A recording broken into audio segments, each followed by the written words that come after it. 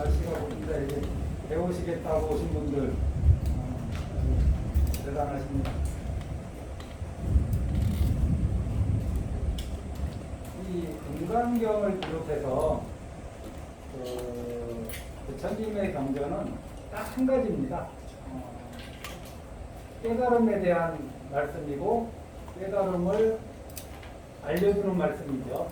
그거 외에 일체 다른 말씀을 하신 게 없습니다. 나머지 여러 가지 말씀을 하셨는데 다 단편이고 부처님께서 보리수에 앉았다가 일어나신 것도 깨달음에 대한 일이고 오비구를 만나서 처음으로 설법하셨을 때 이것도 역시 깨달음에 대한 일이죠. 그래서 모든 중생들이 그 초전 법문에서 말씀하신 사제법만 듣고 다 깨달으면은 더 이상의 법문은 없고 그것만 계속 무한 반복하면 되는데 우리 중생들의 마음은 그렇지 않다는 거죠. 거기에서 깨달음을 얻는 분도 있지만은 또 다른 말씀에서 깨달음의 인연을 찾는 분들도 있죠. 사제법을 들으면 오히려 무슨 말인지 모르는 분들도 있고 그러다 보니까 49년 동안 설법을 하셔서 말씀이 굉장히 많아졌습니다. 부처님께서 그러면 제가 이 깨달음에 대해서 말씀드릴 그 입장은 아닌데 그냥 우리가 같이 공부하는 측면에서 한 말씀 드리면은 깨닫는다고 해서 신체의 외형이 바뀌거나 갑자기 어떤 30 이상 80 종호가 생겼다거나 또는 뭐 외부 환경이 확 바뀌거나 그런 게 아니라는 거죠. 깨달음은 오로지 이 마음에서 일어나는 거. 그래서 분별망상하는 그 마음이 분별망상을 그치고 이제는 지혜로서 작용하는 거, 그걸 우리가 깨달음이라고 하잖아요. 그러니 이 깨달음은 밖에서 구하는 게 아니고 안에서 내적인 변화를 겪어야 되는 것입니다. 그러니 이것을 취할 수도 없는 거고, 취한다는 건 우리가 내가 이렇게 손에 쥘 수 있다, 소유할 수 있다 이런 거고, 얻는다는 것도 우리가 깨달음을 얻는다고 하는데 얻는다는 거는 마치 이제 물건이나 어떤 현상 같은 거를 얘기하는 거잖아요. 말이 그렇다는 거지 실제로 그렇지 않다. 그래서 내 마음대로 하나 바뀌면 되는 거, 이게 깨달음이고, 취할래야 취할 수 없고 이 마음에서 일어나는 깨달음의 그 변화를 말로 다 설명할래야 설명할 수 없습니다. 그러니 비유로서 달을 가리키는 손가락이라 하잖아요. 부처님 말씀은. 그러면 이제 그 손가락의 그 가르침을 따라서 그대로 달을 보면 되는데 우리는 이제 손가락만 보는 사람도 있고 손가락조차 보지 않으려고 하는 사람도 있는 거죠. 어찌됐든 부처님께서 무엇을 얻었다, 얻지 않았다, 설했다, 설하지 않았다, 사람들이 왜 이걸 궁금해하느냐? 이 금강경은 깨달음으로 이끄는 경전인데 이렇게 수행하면은 이런 마음으로 이렇게 수행하면 깨달음을 얻는다. 그러니까 깨달음을 얻으면 저런 부처님의 모양을 갖게 되는가. 그러니까 모양이 없는 자리에서 부처를 찾아야 된다. 당연하죠. 마음 자리에서 변화가 일어난 거니까 신체 외형으로 부처를 찾을 일이 아니죠. 그리고 이와 같은 믿음을 누가 내겠는가? 그래서 이제 의심하니까 또 그러지 말라 하고 좀 열애해서 이제 앞으로 쭉쭉 그런 말씀 많이 나오는데 석재 연등물 또 뭐 이런 말 나와요. 옛날에 연등물 처소에서 무엇을 얻었느냐? 이 법이 줄 수 있는 거냐? 주고받을 수 있는 거냐? 그게 아니라는 거죠. 부처님이 가섭존자에게 법을 주었느냐? 부처님이 설법하셨으니까 주었다고 할 수도 있죠. 하지만 이게 그 법을 듣고서 마음 자리가 바뀌고 안 바뀌고는 그 사람의 영향 아닙니까? 그래서 어디에서 무슨 법을 얻었다 말았다 이것만이 깨달음으로 있으면 안윤따라 상력 상거리법이다 이런 거는 그렇게 정해진 법은 없다. 이게 지금까지 이제 스토리입니다. 그러면은 조금 복수하고 넘어가면은 금강경에 우리가 경전을 읽을 때는 경전에서 그러면 어떤 수행을 하라는 것인가 그거를 놓치면 안 돼요. 우리가 이 금강경에 대한 어떤 철학을 배우려고 그러는 게 아니라 금강경을 통해서 내 일상에서 또는 저같이 출가한 사람은 출가한 그러한 상태에서 어떤 수행을 해야 되는가 이 경전에서 우리가 찾아내야죠. 금강경은 한마디로 얘기하면 무주입니다. 딱 한 번 처음에 나올 때 응원하죠. 어디에 마음을 발신자가 어디에 마음을 머물러야 됩니까 할 때 그 처음에 주 요거 하나만 긍정으로 그냥 받아주고 나머지는 다 머물지 말라고 얘기하는 거예요. 그러면 이 주가 머물다라는 뜻인데 좋지 않은 쪽으로 머무는 거 우리가 그거를 집착한다 그러죠.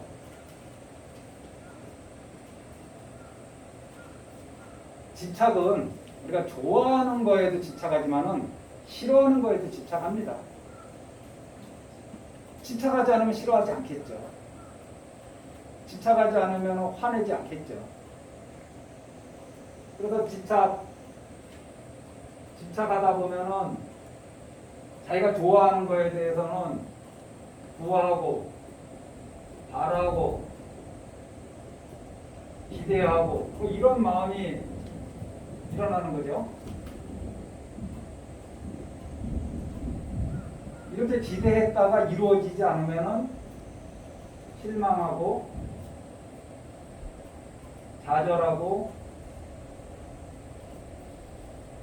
분노하는 거죠.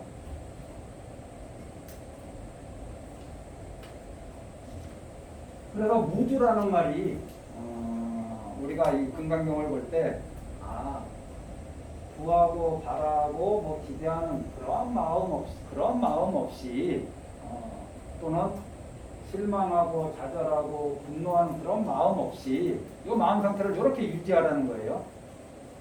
그럼 이렇게만 유지하고 아무것도 안 하느냐? 그러면 이제 무기공에 떨어지죠. 그냥 오로지 마음만 고요히 분별심만 내려놓고 좋아하고 싫어하면서 떨어지지 않는 그 상태만 계속 유지하려고 그러면은 무기공에 떨어지는 거죠. 이거 전부 다 마음자리에서 일어나는 거거든요. 이러한 마음 상태에서 우리는 모두 뒤에 첫 번째 붙는 게 또 마음 안에서 일어나는 한 가지 심소를 끌어놨어요. 금강경은 이 수상행식, 이 마음자리에서 일어나는 것 중에 수상행식 가운데 상을 아주 강조하신 법문이잖아요. 상은 이게 관념인데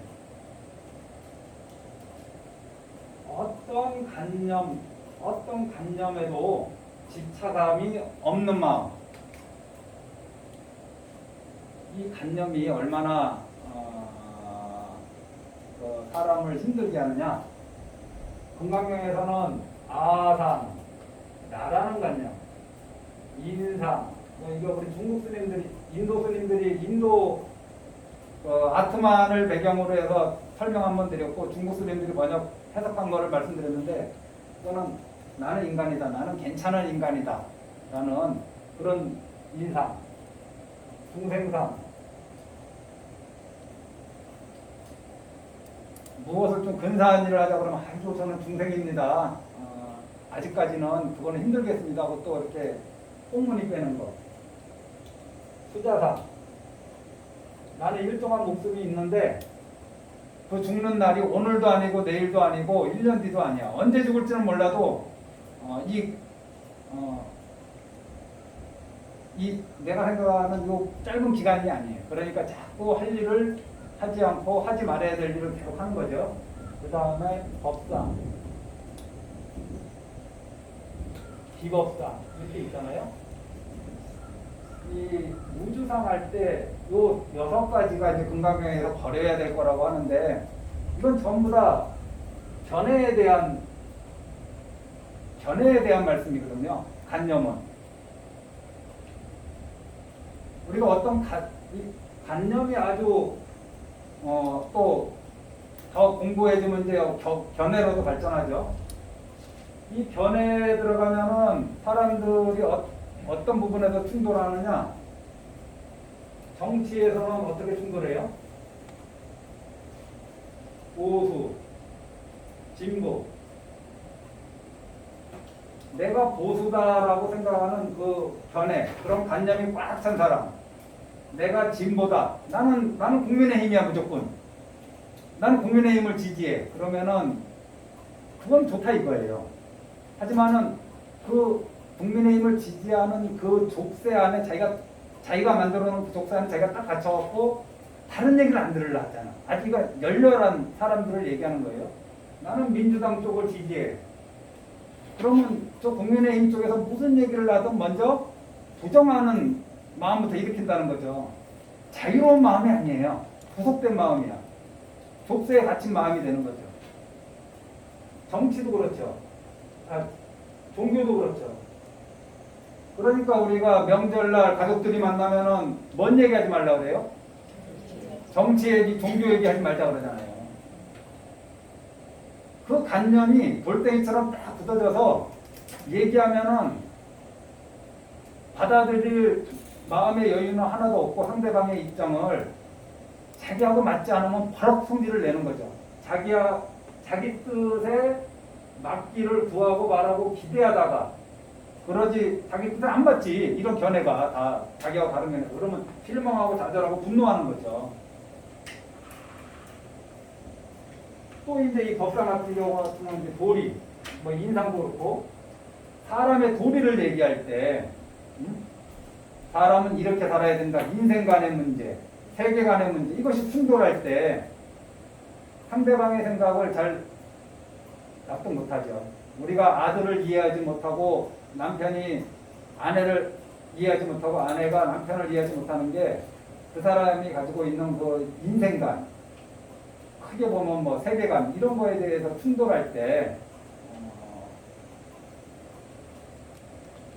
대화가 안 됩니다. 그것이 아주 견고한 사람들. 이런 것들이 얼마나 많겠어요. 이러한 관념에 나는 무엇이다. 내 종교는 무엇이다. 사람은 이렇게 살아야 된다. 뭐 이러한 관념에 집착감이 없이 살아가라고 이제 금강경이 얘기하시는 거예요. 그러니까 매 순간마다 이런 경계에 부닥칠 겁니다.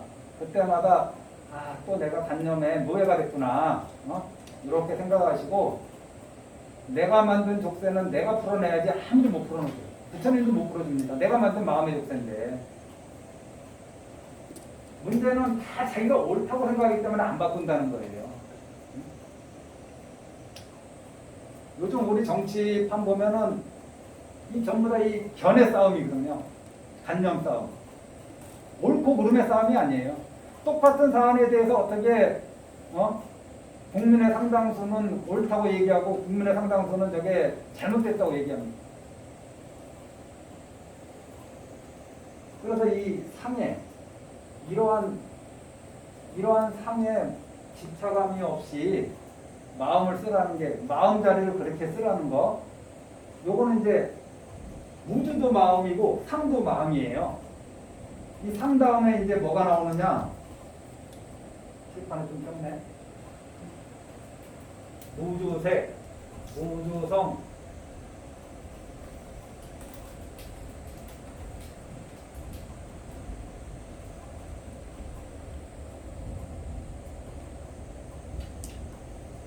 색에 머물지 말고 색은 제가 저번에 그냥 쉽게 뭐 여러 가지로 다 설명할 수 있는데 사람이나 어떤 물건 같은 걸로 이제 비유를 들었습니다.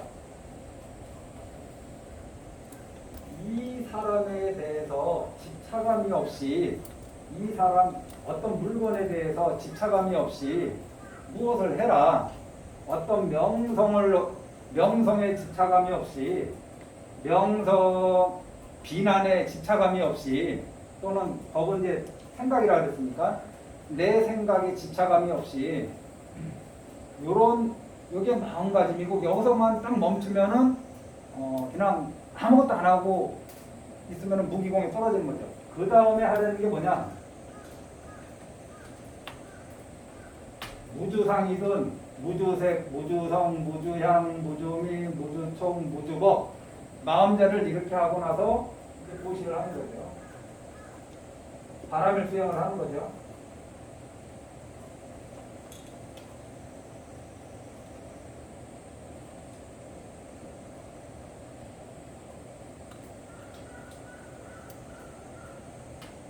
마음자리가 이러면은 그 다음에 나오는 거는 뭐 어떠한 행위를 하든 간에 그게 바람의 행위 될 수밖에 없습니다.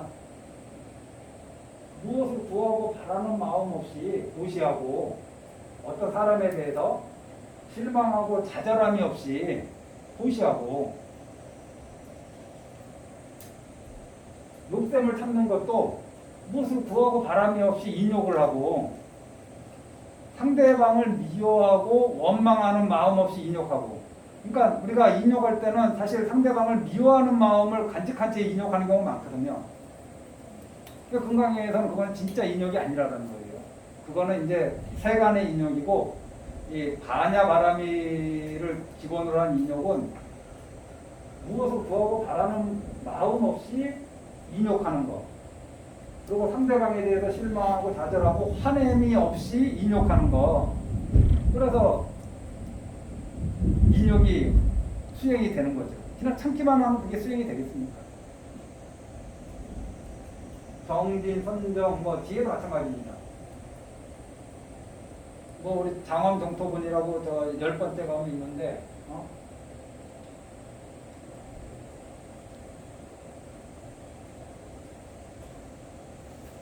어디에도 머무는 마음 없이 정토를 장엄하는 거죠.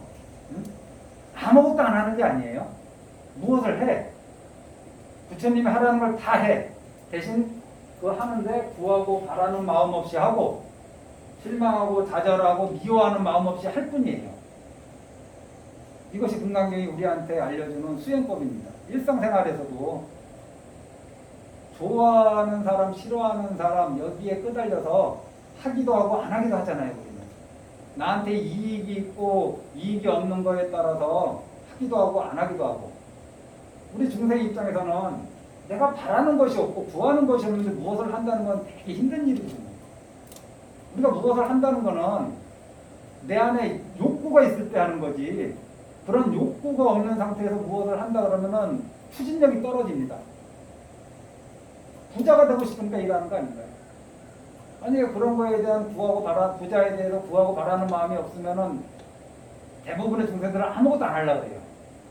하지만은 금강경 수행자는 부자가 되고 싶은 마음이 없으면서도 부자가 되는 길을 가요. 그 일을 한단 말이죠. 그래서 이 자리를 이제 곧 배우겠지만 우리는 음노소지라고 해요. 응당 머무는 바 없이 가만히 있어라. 그게 아니라 이생기심이에요. 머무는 바 없이 그 마음을 내는 거예요. 이게 금강경의 수행의 아주 요체입니다.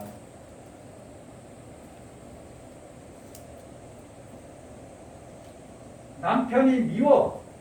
와이프가 미워. 그래도 그 미워하고 남편에 대해서 실망하는 마음으로 어쩔 수 없이 한 집안에서 그냥 사는 게 아니라 그런 실망하고 미워하는 마음에 머물지 않고 내가 할 일을 하는 거예요. 아무것도 안 하는 게 아니라 남편한테 도움이 되고 안 되고의 문제를 고려하는 게 아니라 이러한 마음에 머물지 않고 그냥 내가 할 일을 하는 거예요. 부모님이 자식에 대해서 구하고 바라는 마음 구하고 자식한테 기대하는 마음이 없으면은 그럼 나는 어떻게 해야지? 그런 마음 없이 부모로서 해야 될 일을 다 하는 거죠. 자식하고 왜 싸웁니까? 부모로서 할 도리를 다 하긴 해. 하는데 구하고 바라고 실망하고 미워하는 마음을 버리지 못하니까 싸우는 거 아닌가요? 활동을 다 못해서 싸운다면 그거는 뭐 내가 할 말이 없죠. 먼저 활동부터 해야지. 해야 될 일을 부처님이 여러 가지 금각 대승에서는 이제 6가지 얘기하고 때로는 10가지도 얘기하거든요. 십바람일, 육바람일. 그래서 이쪽은 마음자리고 이쪽은 밖에서 나타나는 실천 모습이라고 보면 되죠. 그래서 이생기심이라고 하는데 머무는 바 없이 그 마음을 내라 그러면 머무는 바 없는 것도 마음자리고 그 마음을 내는 것도 마음자리라서 마음자리와 마음자리 얘기 같지만은 사실 이거 현실 얘기입니다. 이생기심은 심 대신에 언을 써도 돼요. 머무는 바 없이 그 말을 내라. 언행을 해라. 말을 해라. 응? 구하고 바라는 마음 없이 지혜롭게 말해라. 화내고 분노하고 실망함에 머무르지 말고 말을 해라. 사람들한테. 행동도 그렇죠. 이생기식, 이생기연, 이생기행이죠. 사람에 대해서 구하고 바라는 마음 없이 말을 하고 사람에 대해서 구하고 바라는 마음 없이 행동하고 사람에 대해서 실망하고 좌절하고 원망하는 마음 없이 그런 마음을 내고 또 그런 말을 하고 그런 거 없이 말을 하고 사람에 대해서 실망하고 좌절하는 그런 마음 없이 행동하고 아무것도 안 하는 원망에 머물면서 행동하면은 악업이 되는 거죠. 뻔하잖아요. 좋아함에 머물러서 행동하면 그게 선업이 되느냐? 대부분 악업이 됩니다. 탐욕심이 발동해가지고. 머물지 않아야지 이것이 반야의 반야바라밀이 되는 거죠. 어렵죠? 제가 그래서 저번에 그냥 불자님들 기를 죽이려고 그러는 게 아니라 우리는 한 번도 무주를 체험해 본 적이 없다. 응? 와이프에 대해서 또는 남편에 대해서 무엇을 구하고 바라고 기대하는 마음 없이 한번 대해본 적이 있는가? 부부 쌍방간에 실망하고 좌절하고 화내는 마음 없이 그런 상황이 벌어졌을 때 그런 마음 없이 한번 대해본 적이 있는가? 자식에 대해서건 친구에 대해서건 직장 동료에 대해서건 이게 이제 색성향 미촉법에 대한 얘기거든요. 이 상에 대해서는 남편과 아내에 대해서 어떻게 하냐? 내 아내는 이런 사람이다 라고 딱 관념을 가지는 거예요. 내가. 그리고 관념이 그게 안 바뀌어요. 내 남편은 이런 사람이다. 내 시어머니는 이런 사람이다. 내 시동생은 이런 사람이다. 내 남동생은 이런 사람이다. 내 오빠는 이런 사람이다. 라는 그 관념을 버리지 않고 꼭 머물면서 어떤 말을 하고 마음을 쓰고 행동을 하니까 분란이 끊어지질 않죠. 그래서 그 사람에 대해서 갖고 있는 고정관념, 견해를 얘기할 때는 이 상에 대한 얘기라서 상에서 벗어나야 되고 이 내 몸 바깥에 있는 것들에 대해서 다른 사람, 어떤 물건, 어떤 명성, 소리는 명성이나 뭐 비난 같은 거라고 우리가 얘기할 수 있죠. 명성을 구하고 바라고 기대하는 그러한 마음 없이 말하고 행동하고 마음을 쓰는 거. 사람들이 나에 대해서 여예스님 나쁜 놈 이렇게 얘기해도 그 말에 실망하고 좌절하고 분노하는 마음 없이 말하고 행동하고 마음 쓰는 거죠. 거기에 물들면은 나오는 말은 반드시 탁하고 거친 말이 되겠죠. 거기에 머물지 않아야지 탁하고 거친 말에서 벗어나는 거죠. 벗어날 수 있어요. 일상생활에서 금강경 수행을 이렇게 하라고. 그러면 연등불 처소에서 부처님이 어떤 수행을 하셨는가? 이런 수행을 하셨다. 응? 이런 수행을 해서 부처가 되었다. 지금 발심한 보살들이 어떤 수행을 해서 해야 부처가 되는가? 이런 수행을 했다. 다른 수행을 한 게 아니라. 그러니 이거는 부처님이 나한테 방법을 알려주셨지만 없고 안 없고는 나한테 달린 거죠. 주고받는 문제가 아니고 이 안에서 이 내면에서 일어나는 아주 디테일하고 세밀한 부분을 한 말로 설할래야 설할 수도 없는 거고.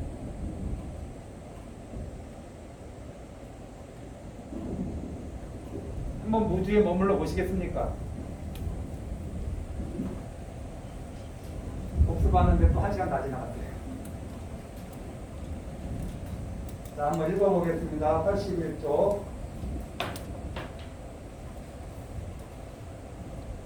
제목이 법에 의해서 출생하다라고 되어 있네요. 맨 아래 보니까. 해석본 읽어보겠습니다.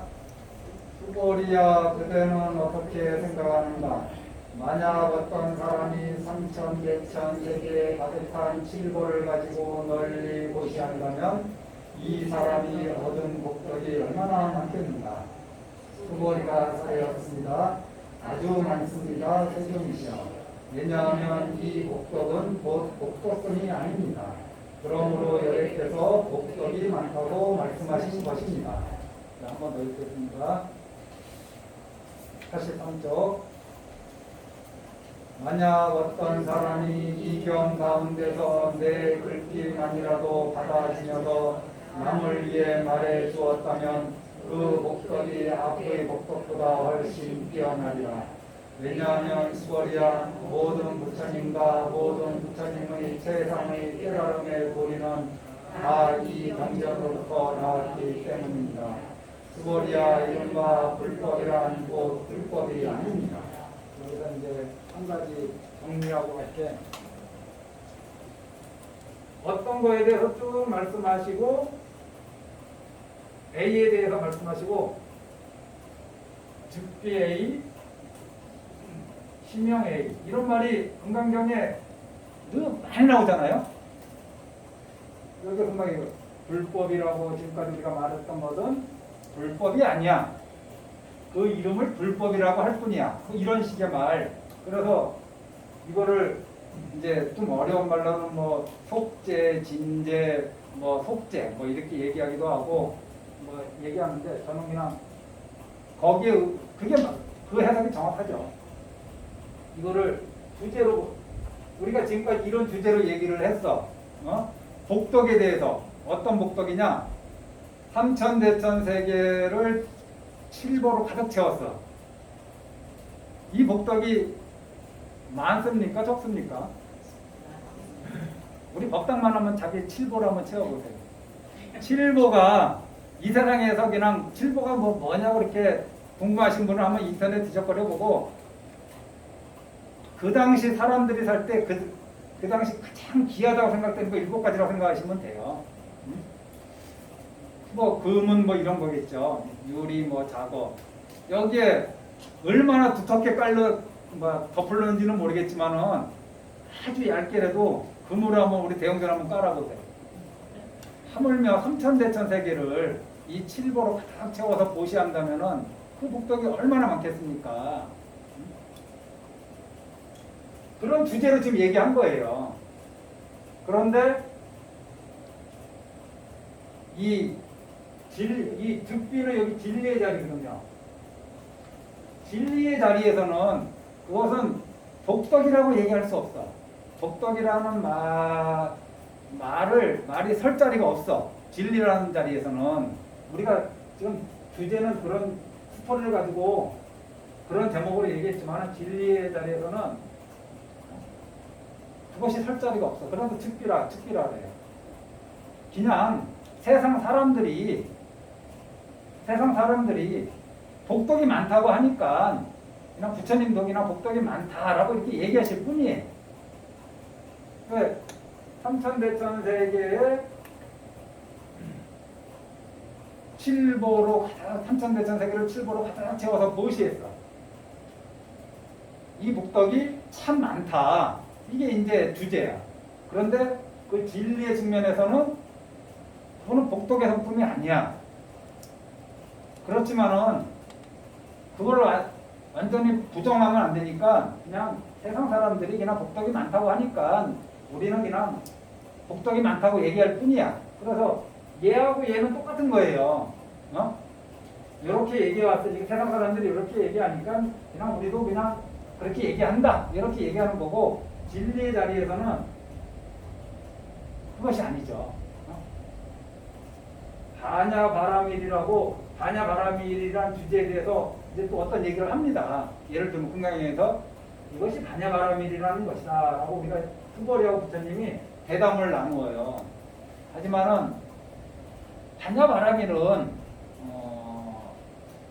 그 말 자체에서 무슨 진리를 얘기하는 것 같지만은 이렇게 우리가 얘기하는 것 자체가 진리 정말 말이 끊어진 그 자리에서는 반야바람이라고 말할 것도 없는 거예요.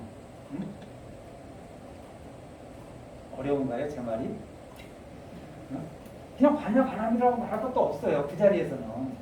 하지만 세상 사람들이 이런 거를 반야바람이라 하니까 우리도 명은 부를 명자거든요. 우리 사람 이름을 왜 이름에 명자가 들어가면 부르기 때문에 명이라고 해요. 부르기 때문에. 부르지 않으면 명이라 안 해요. 우리도 A라고 반야바람이라고 그냥 이름 붙인다. 이런 논법이 굉장히 많이 나옵니다. 또 부처님이 진짜 얘기하시고 싶은 부분은 요 부분이겠죠. 복덕에 대해서 얘기했는데 그거는 복덕의 성품이라고 할 수 없어. 그냥 그 이름을 그냥 복덕이 많다. 이렇게 얘기할 뿐이야. 라고 이런 논법이 되게 많이 나와요. 투벌이야 불법은 여기에 어떤 번역본은 부처님의 법 이렇게 하는데 그게 아니라 불이다 법이다 이렇게 불과 법 나누어서 얘기해야 됩니다. 왜냐하면 앞에서 재불의 안역따라 삼목삼불이 법 이렇게 나누었기 때문에 지금 우리가 계속 얘기하는 거는 부처님에 대해서 얘기하고 법에 대해서 얘기하고 있잖아요. 이걸 불과 법으로 봐야 돼요. 제가 첫 시간인가 둘째 시간부터 그냥 간헐적으로 이렇게 흘린 말이 있어요. 여애라는 이름 속에는 여애가 없다. 여애라는 이 이름에는 여애를 설명할 것이 하나도 없다. 그냥 이름일 뿐이다. 사회적인 약속일 뿐이다. 수박이라는 이름 안에는 수박이 없어. 그냥 사람들 사이 약속일 뿐이에요. 저 수박을 똥이라 하면 어때? 옛날 사람들이 똥이라고 약속을 했으면 그냥 저건 똥이 되는 거예요. 저거를 별이라고 옛날 사람들이 약속을 했어. 이렇게 생긴 요 과일은 우리가 별이라고 한다. 별이라고 하자. 그럼 저기는 우리 지금 아무 의심 없이 별 잘 올렸어요? 이렇게 얘기하겠죠. 저 이름에는 아무 의미가 없어요. 그냥 사회적 약속만 있을 뿐이지. 거기에는 저 수박이라는 이름 안에 수박이 들어가 있지를 않아요. 사실은 수박의 본질이 들어가 있지 않아요.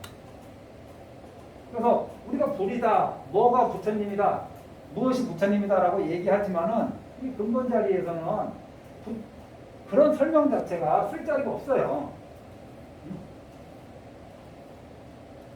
그냥 이름을 우리가 그럼 뭐라고 설명을 해야 돼? 아무 말도 안 하고 살면은 불법이 끊어지는데 그냥 불이라고 얘기할 뿐이야. 안욕따라 삼각선거리